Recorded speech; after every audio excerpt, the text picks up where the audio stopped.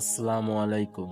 স্বামী যখন সারাদিনের ক্লান্তি নিয়ে শুধু আপনার কণ্ঠটা শোনার জন্য ফোন করেন, তখন আপনার একটি ভুল তার পুরো দিনটাই নষ্ট করে দিতে পারে। অনেক স্ত্রী না বুঝেই এমন কিছু ভুল করেন যা স্বামীর হৃদয়ে কষ্ট দেয়, অথচ সামান্য পরিবর্তনেই ভালোবাসা আরও গভীর হতে পারে। আজ জানাবো, স্বামী ফোন করলে কখনোই যে 5টি ভুল করা উচিত নয়। শেষ পর্যন্ত শুনুন, কারণ 5 নম্বর ভুলটি সবচেয়ে বেশি সম্পর্ক নষ্ট করে। ফোন ধরেই রাগ বা অভিযোগ শুরু করবেন না। অনেক সময় ফোন ধরেই বলা হয়, কোথায় ছিলেন, এত দেরি কেন, আমার কথা মনে থাকে না। স্বামী সারাদিন কষ্ট করে, শুধু একটু শান্তি খুঁজে ফোন করেন। শুরুতেই অভিযোগ না করে বলুন, আলহামদুলিল্লাহ, কেমন আছেন, খেয়েছেন তো। এই একটি বাক্যই তার ক্লান্ত মনকে শান্ত করে দিতে পারে। ভালোবাসার কথা বলতে লজ্জা পাবেন না। ইসলামে স্বামী স্ত্রীর ভালোবাসা প্রকাশ করা দোষের নয়, বরং সুন্দর সম্পর্কের অংশ। মাঝে মাঝে বলুন, আপনাকে খুব মিস করছি, আল্লাহ আপনাকে হেফাজত করুন, তাড়াতাড়ি ফিরে আসবেন ইনশাল্লাহ। এই ছোট্ট ছোট্ট কথাগুলো একজন স্বামীর কাছে অনেক বড় শক্তি হয়ে দাঁড়ায়।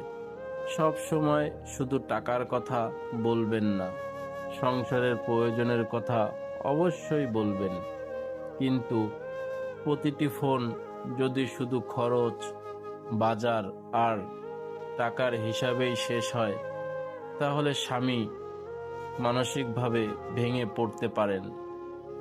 প্রথমে তার খবর নিন, জিজ্ঞেস করুন, আজ খুব কষ্ট হয়েছে, খাওয়া ঠিকমতো হয়েছে। ভালোবাসার খোঁজ নেওয়াও সংসারের বড় দায়িত্ব। সম্মান দিয়ে কথা বলুন। স্বামী স্ত্রীর সম্পর্কে সম্মান খুব গুরুত্বপূর্ণ। রাগ হলেও অপমানজনক ভাষা ব্যবহার করবেন না। রাসূল সাল্লাল্লাহু আলাইহি সাল্লাম আমাদের শিখিয়েছেন, উত্তম চরিত্রই একজন মুমিনের সৌন্দর্য। নরম ভাষা, ধৈর্য আর সম্মান, এগুলো ভালোবাসাকে দীর্ঘস্থায়ী করে।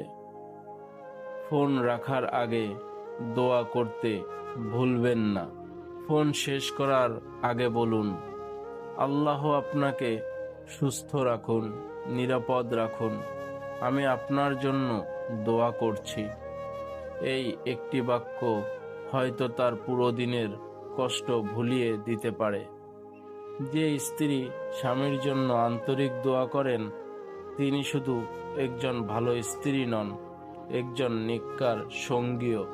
শেষ কথা, স্বামী স্ত্রীর সম্পর্ক শুধু দায়িত্বের নয়, এটি ভালোবাসা, সম্মান এবং রহমতের সম্পর্ক। আজ থেকেই এই 5টি ভুল এড়িয়ে চলার চেষ্টা করুন।